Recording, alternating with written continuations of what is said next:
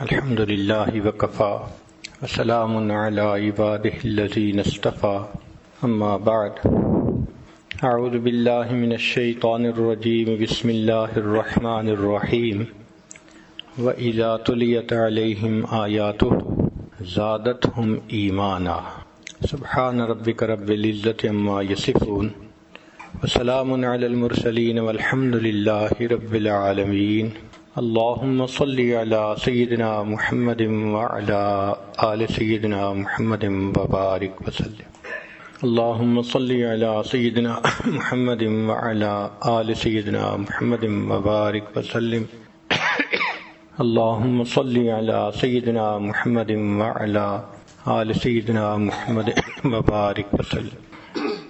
اللہ رب العزت نے انسان کو اپنی تخلیق کا شاہکار بنایا ہے، ایسی صفات سے نوازا ہے کہ یہ تمام مخلوقات سے بازی لے گیا ہے۔ انسان کو اللہ نے عقل کے نور سے نوازا۔ آپ اپنے ارد گرد دیکھیں کہ عقل کے زور پر اس نے کیا محنت کی اور کیا کرشمے دکھائے ہیں۔ لوہے پر محنت کی تو لوہا قیمتی، مٹی پر محنت کی تو مٹی قیمتی۔ جس چیز پر انسان نے محنت کی وہی چیز قیمتی بن گئی۔ اس کی مثال یوں سمجھ لیجئے کہ سلیکون ریت کو کہتے ہیں۔ سلیکون سے آج ایسے انٹیگریٹڈ سرکٹ بنائے جا رہے ہیں کہ ان کی قیمت ہم وزن سونے سے بھی زیادہ ہوتی ہے۔ یعنی آئی سی سرکٹ کی قیمت اس کے وزن کے حساب سے دیکھیں تو برابر کے وزن کا سونا سستا اور وہ انٹیگریٹڈ سرکٹ مہنگا۔ یوں ہم کہہ سکتے ہیں کہ آج کے انسان نے مٹی پر محنت کی اور اسے سونے سے بھی زیادہ قیمتی بنا لیا، دگنی پرائز پہ بک رہی ہے۔ تو جب مٹی پہ محنت کرو وہ سونے سے دگنی قیمتی بن جاتی ہے، انسان اگر اپنے آپ پر محنت کرے یہ اللہ کی نظر میں کیوں نہیں قیمتی بنے گا؟ آج آپ ہوائی جہاز کو ہوا میں اڑتا دیکھتے ہیں، ٹنوں کے حساب سے وزن لے کے جا رہا ہے انسان، اگر تو نے لوہے پر محنت کی اور لوہے کو پرواز نصیب ہو گئی، اگر تو اپنے اوپر محنت کرے تو تجھے کیوں نہیں روحانی پرواز نصیب ہوگی؟ مگر آج ہماری محنت کا رخ باہر کی طرف ہے، اندر کی طرف نہیں۔ اس لیے باہر ہر طرف ترقی ہو رہی ہے، نئی سے نئی چیزیں بن رہی ہیں، مکان دیکھو تو پہلے سے زیادہ خوبصورت، گاڑیاں دیکھو تو پہلے سے زیادہ اعلیٰ، جس چیز کو دیکھو وہ پہلے سے بہترین بنتی چلی جا رہی ہے۔ لیکن اگر انسان اپنے آپ کو دیکھے تو اس کے اندر انسانیت پہلے کی نسبت گھٹتی چلی جا رہی ہے۔ ڈھونڈنے والا ستاروں کی گزرگاہوں کا اپنے افکار کی دنیا میں سفر کر نہ سکا، جس نے سورج کی شعاؤں کو گرفتار کیا، زندگی کی شب تاریک سحر کر نہ سکا۔ ساری دنیا کو کمکموں سے روشن کرنے والا انسان من میں اندھیرا لیے پھرتا ہے۔ اپنے ہی من میں اندھیرا ہے تو باہر کی روشنی کا کیا فائدہ ہو؟ تو محنت کا میدان صرف مادہ نہیں ہے، انسان کو اپنا دل یہ محنت کا میدان بنانا چاہیے تاکہ اپنے اندر سے صفات نکلیں۔ یہ جو ہمارے مشائخ دل پر محنت کرواتے ہیں، اس کا کیا مقصد ہے کہ اے انسان تیرے اندر اللہ نے خوبصورتی رکھی ہے، اس اندر کی خوبصورتی کو تو باہر نکال ذرا۔ انسان مائنز پہ محنت کرتا ہے نا تو گولڈ نکالتا ہے، کاپر نکالتا ہے، قیمتی چیزیں نکالتا ہے۔ ایسے اپنے دل کی زمین پر محنت کرے تو کہیں اندر سے خوش خلقی نکلے گی، کہیں سے عاجزی نکلے گی، کہیں سے اندر سے ہمدردی نکلے گی، کہیں سے پاک دامنی نکلے گی۔ یہ چیزیں ہیں جو انسان کو اللہ کی نظر میں قیمتی بنا دیتی ہیں۔ تو ذکر و سلوک کی محنت سے انسان اندر کی خوبصورتی کو باہر نکالنے میں کامیاب ہو جاتا ہے۔ یہ کوئی الگ چیز نہیں ہے، انسان کے اندر، اور ہر انسان کے اندر یہ خیر موجود ہے، ہر انسان میں اللہ نے یہ چیز رکھی ہے۔ چنانچہ نبی علیہ السلام نے ارشاد فرمایا الناس معادن، انسانوں کی مثال معادن کہتے ہیں مائنز کو، مختلف مائنز جو نکلتی ہیں ان کی مانند ہے۔ کمعادن الذهب والفضہ، جیسا کہ سونے اور چاندی کی کان ہوتی ہے۔ تو ہر انسان اگر محنت کرے تو کوئی سونے جیسا، کوئی چاندی جیسا، کوئی تانبے جیسا، ہر ایک انسان میں خوب اچھائیاں ہیں۔ ہم اپنے اوپر محنت نہیں کرتے، ہمیں فرصت نہیں ملتی۔ ہم اپنے باہر کی دنیا میں محنت کرنے میں اس قدر مصروف ہوتے ہیں کہ اپنے بارے میں بیٹھ کر سوچنے کی فرصت نہیں ہوتی۔ آپ بتائیں ہم دن کا کتنا حصہ بیٹھ کر یہ سوچتے ہیں کہ آگے میرا کیا بنے گا؟ ہر انسان دنیا میں پریشان ہے کہ میرے مرنے کے بعد میرے بچوں کا دنیا میں کیا بنے گا؟ ہر انسان پریشان ہے کہ میرے مرنے کے بعد میرے بچوں کا کیا بنے گا؟ کبھی یہ بھی سوچا کہ بچوں کے مرنے کے بعد بچوں کا کیا بنے گا؟ اس اینگل سے نہیں سوچتے. تو آخرت کے نقطۂ نظر سے ہم نہیں سوچتے، فرصت نہیں ہوتی. تو ہمیں چاہیے کہ ہم اپنے اوپر محنت کریں. مشائخ نے لکھا ہے کہ اگر انسان چند چیزوں پر غور کرے تو اس میں چند چیزیں زیادہ ہو جاتی ہیں. مثال کے طور پر اللہ تعالیٰ کی نشانیوں پر غور کرے تو اللہ تعالیٰ کی عظمت سامنے آتی ہے، اللہ تعالیٰ کی ذات کے اوپر یقین بڑھ جاتا ہے. اللہ کی نشانیوں پر غور کریں. مثال کے طور پر اللہ رب العزت نے فرمایا کہ میں ہر مخلوق کو رزق پہنچاتا ہوں. اب غور کریں تو آپ ایسی ایسی مثالیں دیکھیں گے کہ یقین بڑھے گا کہ اللہ تعالیٰ ہمیں بھی رزق پہنچائیں گے. سری سکتی رحمۃ اللہ علیہ ایک بزرگ تھے. جوانی کی عمر میں انہوں نے محسوس کیا کہ میری یہاں پر کوئی کام کاج کرنے کی روٹین ٹھیک نہیں، میں ذرا کسی بڑے شہر جاتا ہوں، کام کروں گا، زیادہ مجھے کچھ پیسے ملیں گے تو آسانی ہو جائے گی. انہوں نے جانے کا ارادہ کر لیا. اب مشائخ چاہتے تھے کہ یہ نیک اور اچھا نوجوان بن سکتا ہے تو یہ یہیں رہے، مگر وہ سب سے ملے اور کہنے لگے کہ بس میں جا رہا ہوں. جب گئے تو 4 دن کے بعد پھر واپس آ گئے. تو بزرگوں نے پوچھا، استاد نے پوچھا کہ واپس کیوں آ گئے؟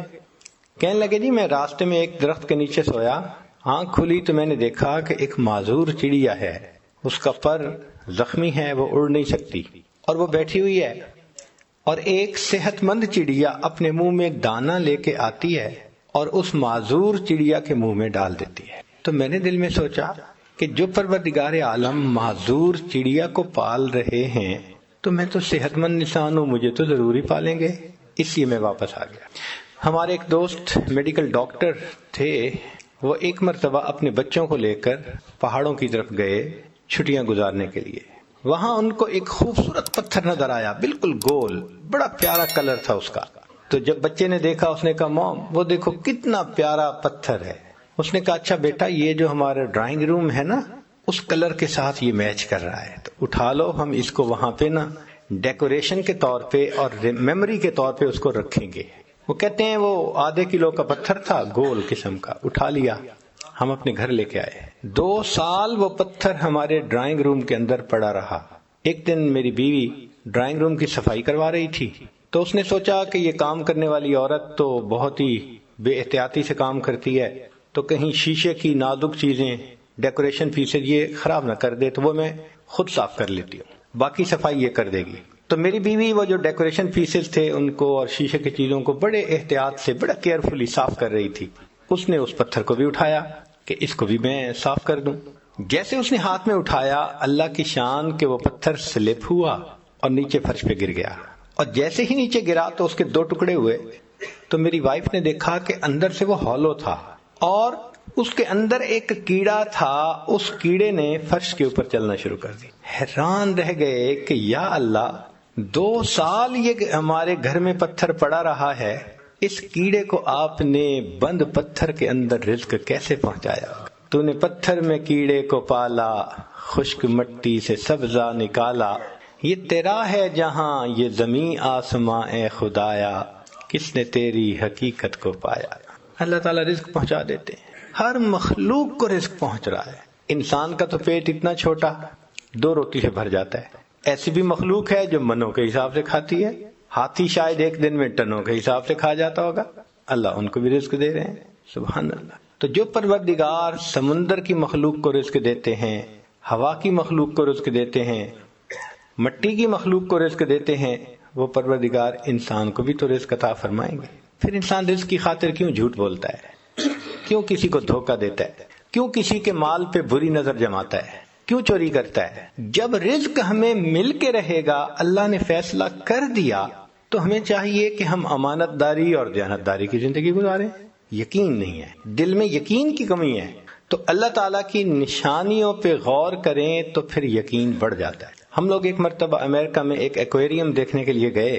اس میں مچھلیاں ہی مچھلیاں. اللہ، وہ کوئی 5 سٹوریڈ ایکویریم تھا اور اس کی چھت کے اوپر انہوں نے ایک جنگل بنایا ہوا تھا، یعنی مٹی ڈال کے اس میں بڑھ کے درخت، بڑے بڑے درخت لگائے ہوئے تھے 5ویں منزل پہ، اور اس میں انہوں نے ڈولفن اور ویلز اور یہ بھی رکھی ہوئی تھی. عجیب و غریب مخلوق اللہ کی. خیر کہنے کی بات یہ ہے کہ اس میں ایک جگہ لکھا ہوا تھا کہ بلو ویل اپنی زندگی میں اتنا تیرتی ہے کہ پورا سفر اگر اس کا جمع کریں تو 10 ٹائم کروز ٹوورڈ مون اس کا بن سکتا ہے. یعنی انسان 10 مرتبہ چاند پہ جا کے واپس آئے تو جتنا سفر کرے گا بلو ویل اپنی زندگی میں اتنا تیرتی ہے. تو اس کو پڑھ کے میں کھڑا ہو گیا اور بلو ویل کے بارے میں مزید پڑھنا شروع کر دیا.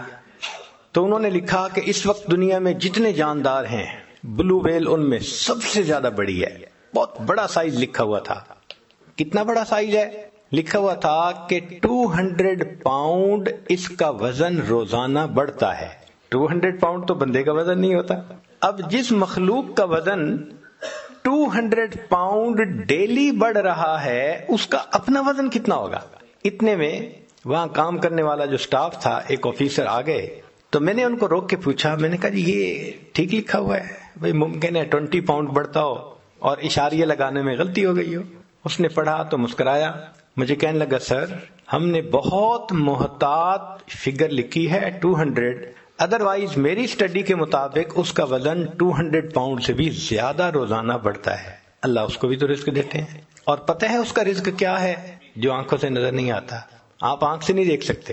سمندر کے پانی کے اندر مائکرو آرگنیزم ہوتا ہے, بہت چھوٹے چھوٹے جاندار بیکٹیریا ٹائپ, جن کو آپ مائکروسکوپ سے تو دیکھ سکتے ہیں, کھلی آنکھ سے نہیں دیکھ سکتے.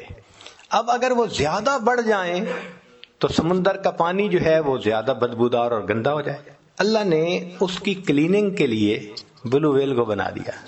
بلو ویل کیا کرتی ہے کہ پانی اپنے اندر کھینچتی ہے اور اس کے اندر ایک جیسے سیمی پرمیبل سکرین ہوتی ہے, اس طرح کی جھلی بنی ہوتی ہے, اس سے پانی گزارتی ہے تو جو بیکٹیریا ہے وہ اس جھلی کے اوپر رہ جاتا ہے, پانی صاف نکل جاتا ہے. جیسے آپ چائے کو چھلنی میں سے نکالتے ہیں, وہ بیکٹیریا جو اتنا چھوٹا ہے بلو ویل اس کو کھاتی ہے.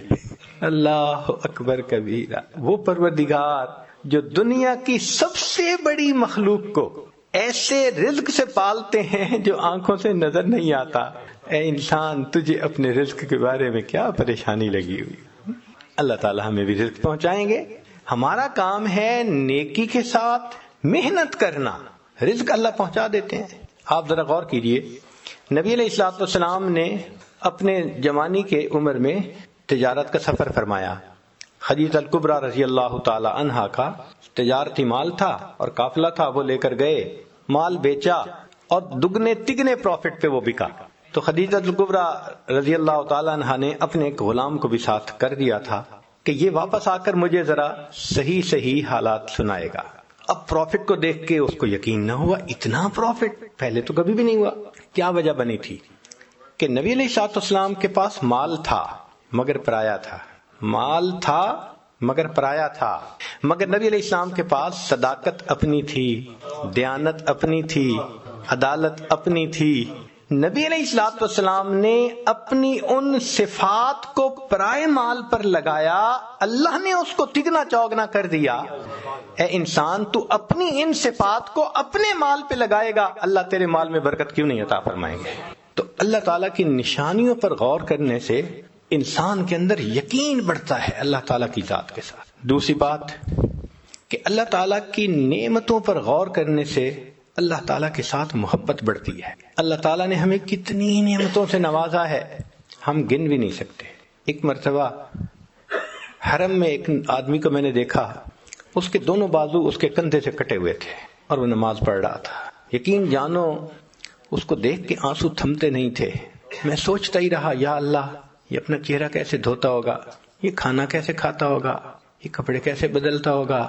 اللہ رات کو سوئے ہوئے اس کے جسم سے اگر کمبل اتر جاتا ہوگا, یہ کمبل کیسے اوپر پھر لیتا ہوگا.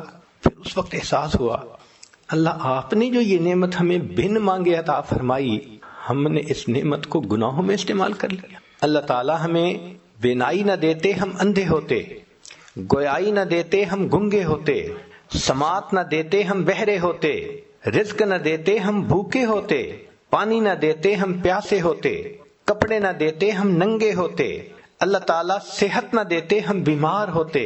اللہ تعالیٰ اولاد نہ دیتے لاولد ہوتے، گھر نہ دیتے بے گھر ہوتے۔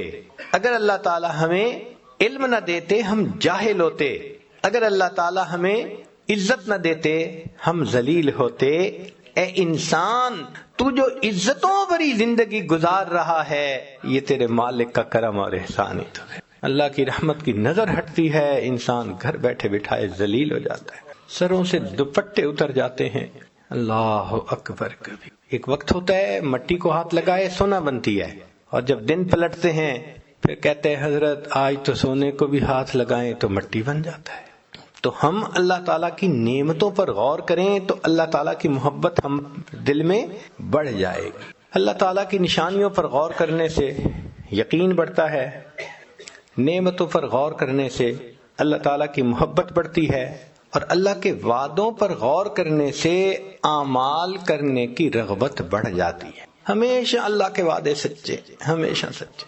قرآن مجید میں اللہ تعالیٰ نے ایک واقعہ بیان کیا ہے، وَأَوْحَيْنَا إِلَىٰ أُمِّ مُوسَىٰ أَنْ أَرْضِعِيهِ، اور ہم نے وحی کی موسیٰ علیہ السلام کی والدہ کی طرف کہ تو اپنے بیٹے کو دودھ پلا، فَإِذَا خِفْتِ عَلَيْهِ، اور اگر تجھے بیٹے کے بارے میں ڈر لگے کہ اس کو پولیس والے پکڑ کے لے جائیں گے، قتل کر دیں گے، فَأَلْقِيهِ فِي الْيَمِّ، تو تم اپنے بیٹے کو دریا میں پھینک دینا، فَلْيُلْقِهِ الْيَمُّ بِالسَّاحِلِ، پھر یہ تیرا بیٹا دریا اس کو کنارے پر لگا دے گا، ساحل پہ لگے گا، مگر یاخذہ عدو لی و عدو اللہ، اس کو وہ بندہ پکڑے گا جو بچے کا بھی دشمن، اللہ فرماتے ہیں میرا بھی دشمن، مگر ساتھ کہہ دیا ولا تخافی ولا تحزنی، تم نے خوف زدہ بھی نہیں ہونا، تم نے غم زدہ بھی نہیں ہونا، انا رادوہ الیک، ہم اسے تمہارے پاس واپس لوٹائیں گے، وجاعلوہ من المرسلین، اور ہم اس کو رسولوں میں سے بنائیں گے۔ اب اللہ رب العزت نے ایک خاتون کے ساتھ، عورت کے ساتھ ایک وعدہ فرمایا۔ آپ جانتے ہیں کہ عورت کتنی کمزور دل ہوتی ہے، اور پھر اپنے بیٹے کے بارے میں کتنی سینسیٹیو ہوتی ہے۔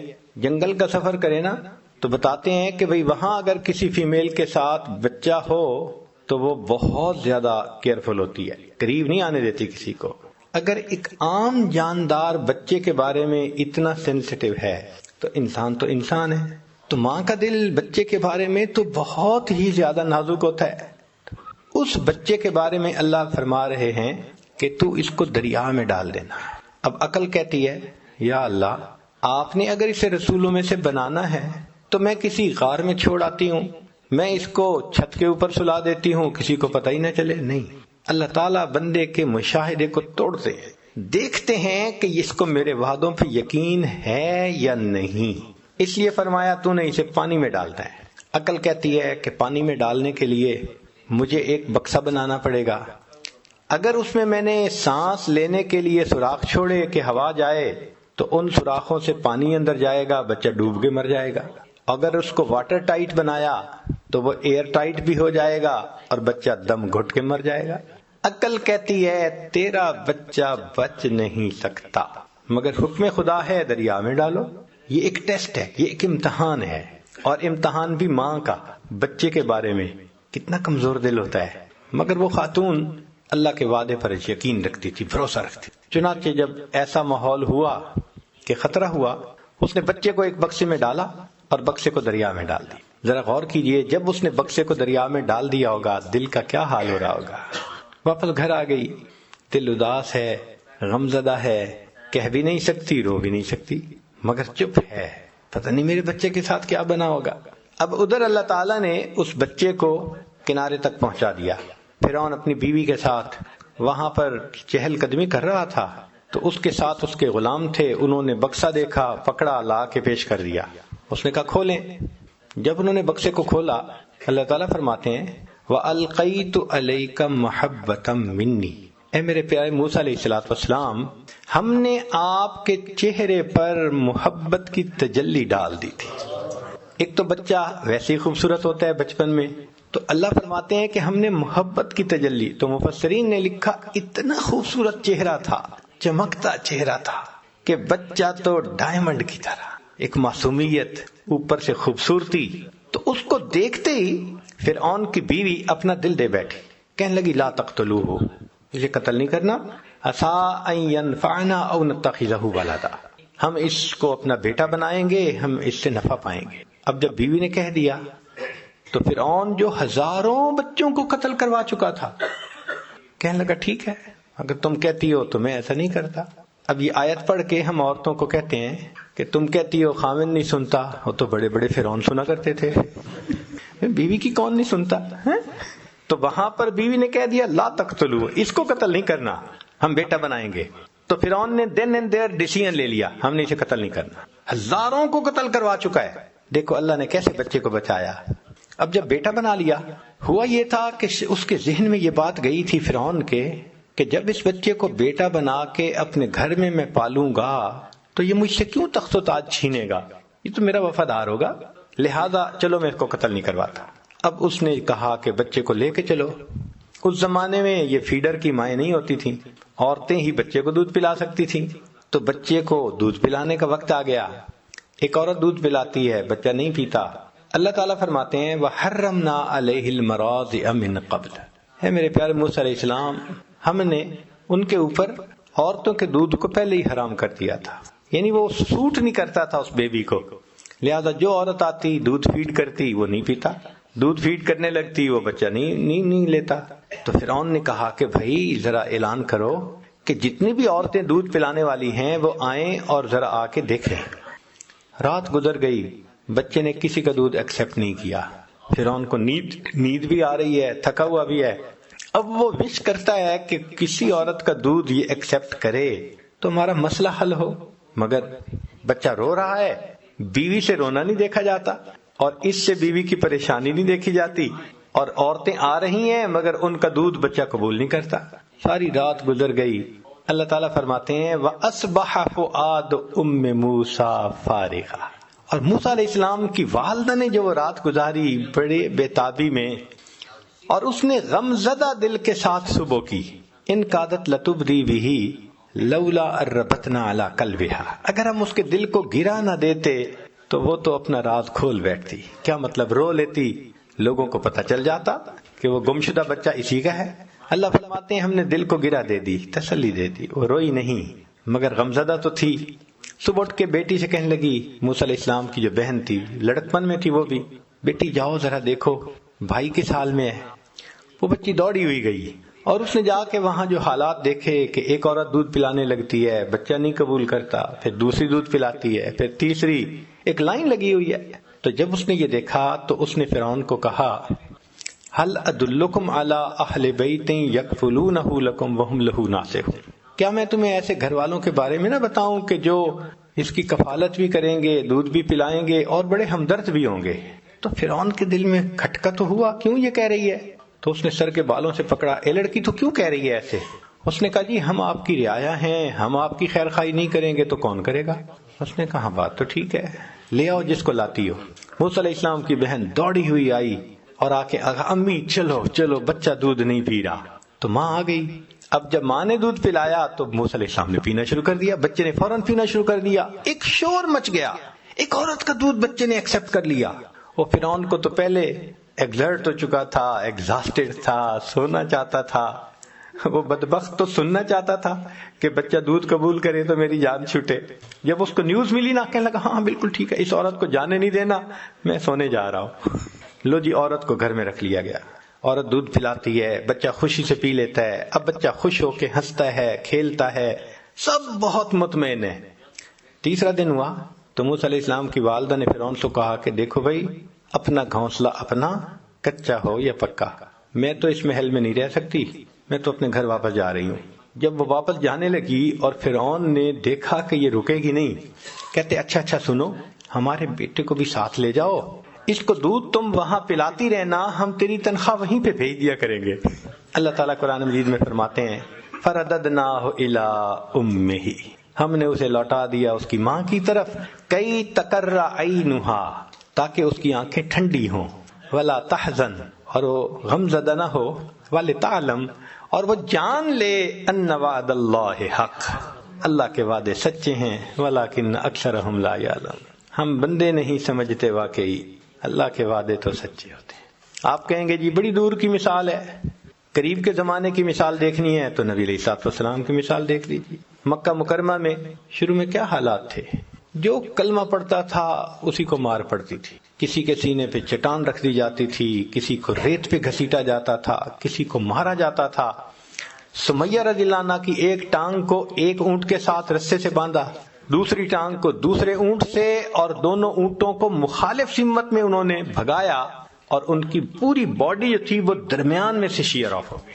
ایسی تکلیفیں ان کو دیتے تھے۔ خود نبی علیہ الصلوۃ والسلام مسجد میں نماز پڑھ رہے ہیں، اونٹ کی اوجڑی گندگی سے بھری ہوئی اوپر ڈال دی، اتنی وزنی تھی کہ نبی علیہ السلام اٹھ نہیں سکتے تھے۔ پتہ چلا تو سیدہ فاطمہ الزہرا آئیں، بیٹی آئیں جو بھی تھیں، سیدہ زینب شاید تھیں، تو انہوں نے آ کے اس کو ہٹایا، تب نبی علیہ السلام نے اٹھ کر دوبارہ نماز مکمل کی۔ ابو بکر عنہ کو مارا گیا، خود نبی علیہ الصلوۃ والسلام کے مبارک گلے میں چادر ڈال کے گھسیٹنے کی کوشش کی گئی۔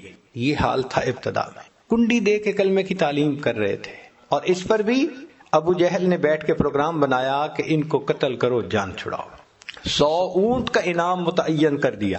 اب بتائیں کیا حالت ہے کہ کسی کے سامنے اظہار نہیں کر سکتے، مسجد میں آ کے نماز پڑھ نہیں سکتے، اپنے دین کی دعوت دینی کتنی مشکل بن گئی۔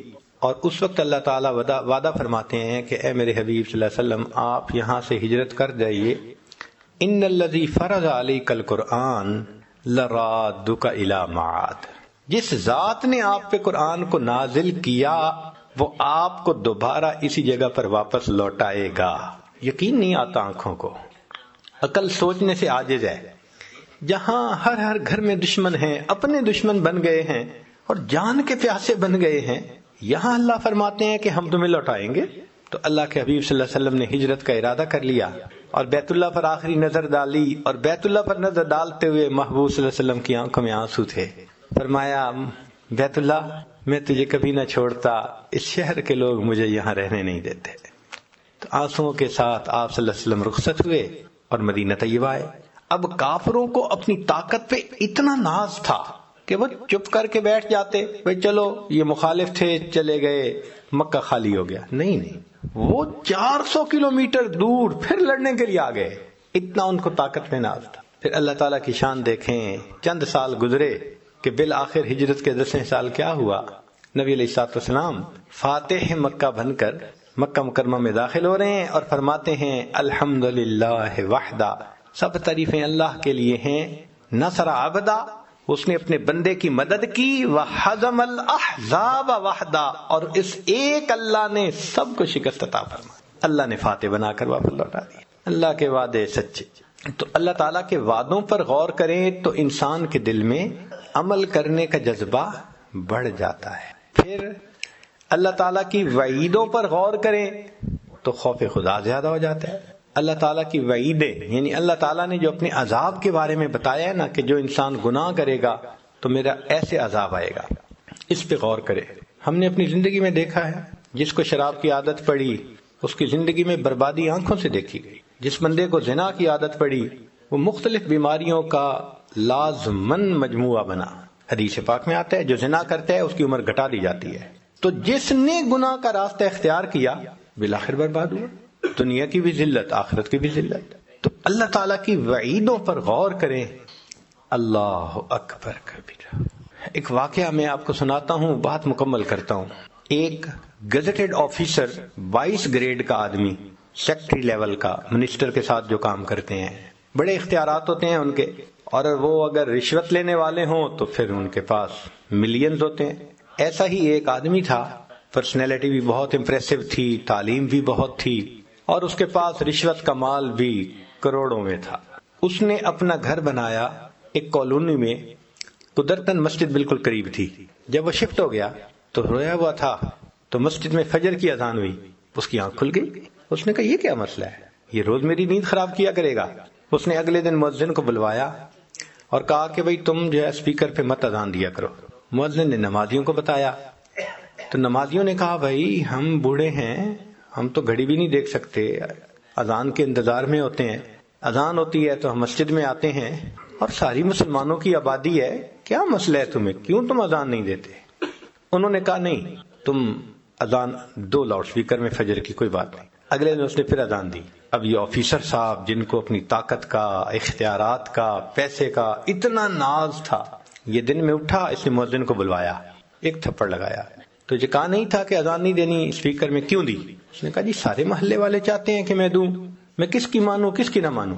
بس اس بندے کا یہ عمل ایسا اللہ کو ناپسند ہوا کہ میری عظمت کی آواز لگتی ہے اور اس کی نیند خراب ہوتی ہے. لو جی چند دن کے اندر اس گزٹڈ آفیسر صاحب کے اوپر فالج کا اٹیک ہو گیا، دونوں ہاتھ یوں. اب جب دونوں ہاتھ بیکار ہو گئے، دفتر والوں نے بھی چھٹی کرا دی کہ جی آپ سک لیو پہ جائیں، اگر ٹھیک ہو گئے تو آئیں ورنہ پھر ختم. 1 سال علاج کرتا رہا، کوئی فائدہ نہ ہوا. تو دفتر والوں نے کہا کہ بھئی آپ اپنی ریٹائرمنٹ لے لیں بینیفٹس کے ساتھ. پیسے تو مل گئے بہت سارے، مگر دولت تو چلی، نوکری تو چلی گئی. اب جب گھر آ گیا تو اللہ کی شان کے فالج کا پھر اٹیک ہوا اور دونوں پاؤں بھی اسی طرح معذور ہو، پاؤں سے بھی معذور، ہاتھوں سے بھی. سارا دن گھر میں، طبیعت تو بڑی افسرانہ تھی، اب کبھی بیوی کو ڈانٹتا ہے، کبھی بچے کو، یہ نہیں کر رہے وہ نہیں کر رہے، تو گھر والے بھی خدمت کر کر کے پریشان. ایک دن بیوی کو جو ڈانٹا، اس نے کہا دیکھیں میں تمہاری خدمت کر کر کے صحت خراب کر چکی ہوں، مگر تمہاری زبان سے کبھی شکریہ کا لفظ تو نہیں نکلا، ذرا سی بات پہ تم بیجا گالیاں نکالتے ہو. اب اگر تم نے مجھے گالیاں نکالی نا تو میں امی ابو کے گھر چلی جاؤں گی. اس نے اور گالیاں نکالی، وہ بچوں کو لے کے گھر چلی گئی اکیلا. اس نے اپنے بھائی کو پیغام بھیجا کہ بھئی بیوی تو مجھے چھوڑ کے چلی گئی، تو تم جو ہے میرے کیئر ٹیکنگ کرو. تو بھائی نے اسے اپنے گھر بلوا لیا. بھائی کی بیوی بچے وہ سب اس کی خدمت کرتے، مگر طبیعت تو بگڑی ہوئی تھی نا، شاہانہ طبیعت تھی، افسرانہ طبیعت تھی. غصہ کرنا، ڈانٹنا، گالی نکالنا وہ تو معمول تھا. وہاں بھی اس نے یہی حساب کیا. تو ایک دن بھائی کی بیوی کو جو گالی نکالی تو اس نے اپنے خامن سے کہا کہ یا اسے گھر میں رکھ لو یا پھر مجھے رکھ لو. تو بھائی نے کہا کہ بھئی دیکھو میں نے آپ کو منع کیا تھا کہ یہ آپ کی خدمت کر رہے ہیں میرے بیوی بچے، تو تم بجائے اس کے کہ ان کا احسان مانو اور ان کے ساتھ اچھا سلوک رکھو، تم ایسے ڈانٹتے ہو جیسے معلوم نہیں انہوں نے کیا جرم کر لیا. اس نے بھائی کو بھی ڈانٹنا شروع کر دیا، تم زن مرید بن گئے ہو، تم فلاں ہو گئے ہو. جب بچوں نے دیکھا کہ ہمارے ابو کو ڈانٹ رہے ہیں تو وہ تو نہیں سن سکتے تھے. لو جی انہوں نے اس کی چارپائی سے اس کو اٹھایا اور باہر لا کر سڑک کے کنارے ڈال دیا کہ تو جان اور تیرا کام جانے. اب ہاتھ بھی کام نہیں کرتے، پاؤں بھی کام نہیں کرتے، اس کے پاؤں دونوں سینے کے ساتھ لگے ہوئے ہیں، ہاتھ بھی سینے کے ساتھ لگے ہوئے ہیں، زندہ لاش ہے ایک طرح سے، سڑک کے کنارے پڑا ہے. رات تو گزر گئی، صبح ہوئی تو بھوک بھی بہت لگی ہوئی ہے. اب سوچ رہا ہے کہ میں کیا کروں، کوئی ہے بھی نہیں. جب بہت بھوک لگی، اللہ کی شان کہ جو 7 لوگ گزر رہے تھے نا پیدل، ان سے اس نے بھیک مانگنی شروع کر دی. اللہ کے نام پہ مجھے کچھ دے دو، اللہ کے نام پہ مجھے کچھ کھلا دو. جس اللہ کا نام سن کے یہ کہتا تھا میری نیند خراب ہوئی، آج اسی اللہ کے نام کی بھیک مانگ رہا ہے، سڑک پہ پڑا ہوا. ایک نوجوان گزرا، اس نے اس کو 10 روپے دیے. کہتے میں 10 روپے کو کیا کروں، نہ میرے ہاتھ کام کرتے ہیں نہ پاؤں کام کرتے ہیں، آپ مجھے پلیز کہیں سے کھانا لا کے کھلائیں. اس نے کہا میرے پاس تو اتنی فرصت نہیں، میں تو اسکول پہنچنا ہے. اور آدمی گزرا، تیسرا گزرا. ایک نے کہا اچھا میں تمہارے لیے کھانا لاتا ہوں، روٹی لا کے دیتا ہوں. وہ گیا اور قریب والے ہوٹل سے روٹی اس نے خریدی اور روٹی خرید کر اس کو دی. اس نے کہا مجھے کھلائیں. اس نے کہا بھئی میرے پاس اتنا ٹائم نہیں ہے، میں نے لا کے دے دی ہے، اب تو خود کھائیں. کہنے لگا میں تو کھا نہیں سکتا. اس نے کہا جی میں یہاں رکھ دیتا ہوں. کہنے لگا رکھو نہیں، مجھے دے دو. اب ہاتھ بند تھے، ہاتھ میں روٹی لے نہیں سکتا تھا. یہ پاؤں جو اس نے یوں سینے پہ آیا ہوا تھا فالج کی وجہ سے، پاؤں کے انگوٹھے اور انگلی کے درمیان اس نے روٹی کو پکڑا اور جس طرح کتا پاؤں میں روٹی کو پکڑ کے منہ سے نوچتا ہے، اس طرح نوچ نوچ کے روٹی کو کھانے لگا. اللہ اکبر کبیرہ. جس کو اپنے حسن پہ ناز تھا، دولت پہ ناز تھا، اختیارات پہ ناز تھا، اتنا نافرمان بن گیا کہ اللہ کا نام سنتا ہے تو کہتے ہیں میری نیند خراب ہوتی ہے. آج سڑک پہ پڑا ہوا ہے، پوچھنے والا کوئی ہے نہیں، نہ گھر ہے نہ در ہے، اللہ کے نام کی بھیک مانگتا ہے، اور اگر کوئی روٹی دیتا ہے تو پاؤں سے پکڑ کے منہ سے روٹی کو نوچ نوچ کے کھا رہا ہے.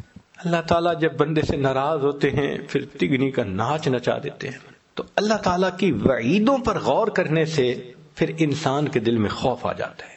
تکبر نہیں کرنا چاہیے، بڑائی نہیں دکھانی چاہیے، دوسروں کو تکلیف نہیں دینی چاہیے، پھر انسان گناہوں سے بچ جاتا ہے. تو 5 باتیں آج آپ کی خدمت میں پیش کرنی ہے۔ پہلی بات، اللہ کی نشانیوں پر غور کرنے سے یقین بڑھتا ہے۔ اللہ تعالیٰ کے نعمتوں پر غور کرنے سے اللہ کی محبت بڑھتی ہے۔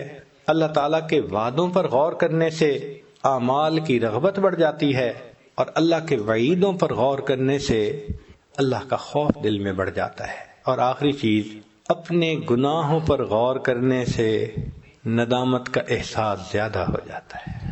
ہم اگر دیکھیں ہم نے کیا کیا گناہ کیے اور رب کریم نے نقد سزا تو نہیں دی، پھر ہمارے گناہوں کو چھپایا، اور گناہوں کے باوجود اللہ نے لوگوں کی زبانوں سے پھر تعریفیں کروائیں۔ اللہ آپ کتنے حلیم ہیں، کتنے کریم ہیں۔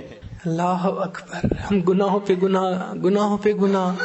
اللہ رزق بھی دے رہے ہیں، صحت بھی دی ہوئی ہے، نعمتیں بھی دے رہے ہیں، عذاب کو بھی ٹال دیا۔ اللہ اکبر کبیرہ۔ واقعی ہمیں چاہیے کہ ہم اپنے گناہوں کے بارے میں سوچیں اور اپنے گناہوں پہ نادم اور شرمندہ ہوں۔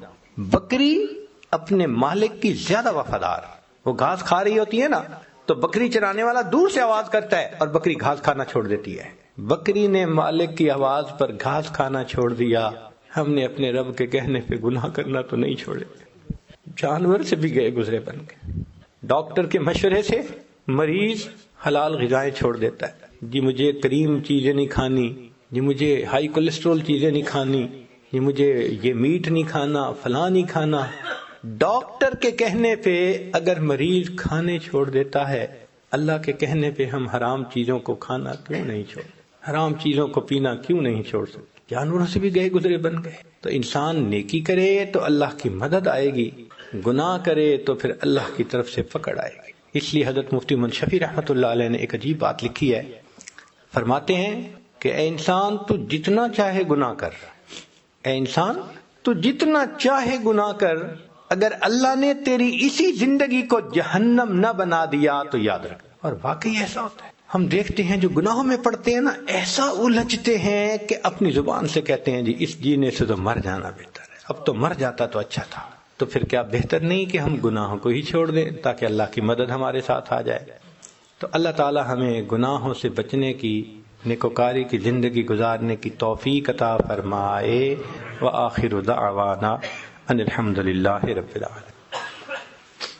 سبحان ربی العلی وحاب اللہم صلی علی سیدنا محمد وعلی آل سیدنا محمد وبارک وسلم۔ اے کریم پروردگار، ہم آپ کے عاجز مسکین بندے ہیں، ہمارے گناہوں کو معاف فرما، خطاؤں سے درگزر فرما، عیبوں کی پردہ پوشی فرما۔ اللہ ہماری نگاہوں کو پاک فرما، دلوں کو صاف فرما، سینوں کو اپنی محبت سے لبریز فرما، اپنے عشق کی آتش ہمارے سینوں میں پیدا فرما، ہمارے انگ انگ سے اپنے ذکر کو جاری فرما، روئے روئے سے اپنے ذکر کو جاری فرما، ہڈی ہڈی بوٹی بوٹی میں اپنی محبت پیدا فرما۔ اللہ جو گناہ ہم نے دن میں کیے معاف فرما، راتوں میں کیے معاف فرما، جو محفلوں میں کیے معاف فرما، جو تنہائیوں میں کیے معاف فرما، جو گناہ یاد ہیں وہ بھی معاف فرما، جو کر کے بھول گئے وہ گناہ بھی معاف فرما۔ اللہ ہمیں زندگی میں کبھی بھی بے سہارا نہ فرما، کبھی بھی بے آسرا نہ فرما، کبھی بھی اپنے در سے دور نہ فرما، ہمیشہ اپنی رحمتوں کی پشت پناہی نصیب فرما۔ اللہ ہمیں ذلت سے محفوظ فرما، علت سے محفوظ فرما، قلت سے محفوظ فرما، اٹکے کاموں کا ہونا آسان فرما، اور الجھے کاموں کو اپنی رحمت سے سلجھا۔ اے کریم آقا، ہماری پریشانیوں کو دور فرما، ہمیں نیک نیک اعمال کی توفیق عطا فرما۔ رب کریم، بچہ پریشان ہوتا ہے، ماں باپ کی طرف دوڑتا ہے، اور بندہ پریشان ہوتا ہے تو پروردگار کی طرف لوٹتا ہے۔ اے بے کسوں کے دستگیر، اے ٹوٹے دلوں کو تسلی دینے والے، اے خالی جھولیوں کو بھر دینے والے، اللہ ہم نے بھی جھولیاں پھیلائی ہیں، اپنی رحمت سے بھرپور فرما۔ اللہ رحمت کا معاملہ فرما، جو مانگا عطا فرما، جو نہیں مانگا ہمارے لیے بہتر ہے ہمیں وہ بھی عطا فرما۔ ماں اپنے بچے کو نجاست میں لتھڑا دیکھتی ہے، وہ بچے کو پھینک نہیں دیتی، چھوڑ نہیں دیتی، سمجھتی ہے یہ نادان ہے، بیٹا تو میرا ہی ہے، بچے کو دھو لیتی ہے، سینے سے لگا لیتی ہے۔ اللہ ہم بھی تو گناہوں کی نجاست میں لتھڑے ہوئے ہیں، اللہ ہمیں چھوڑ نہ دیجیے، اللہ ہمیں اپنے در سے دھتکار نہ دیجیے۔ لیجئے، ایک رحمت کی نظر ڈال کے ہمیں دھو لیجئے اور ہمیں بھی اپنی رحمت کی چادر میں چھپا لیجئے۔ اللہ ہم پر رحمت کی نظر فرما لیجئے۔ جتنے احباب یہاں موجود ہیں اللہ سب کی توبہ کو قبول فرما، آئندہ نیکوکاروں کی زندگی نصیب فرما، دل کی مرادوں کو پورا فرما۔ اللہ اپنے پسندیدہ بندوں میں شامل فرما۔ جس محبت کے ساتھ یہاں کے احباب نے آنے کی دعوت دی اللہ اس کے بدلے سب کو اپنی سچی محبت نصیب فرما۔ صلی اللہ تعالی علی حبیبہ سیدنا محمد و آلہ و اصحابہ اجمعین برحمتک یا ارحم الراحمین۔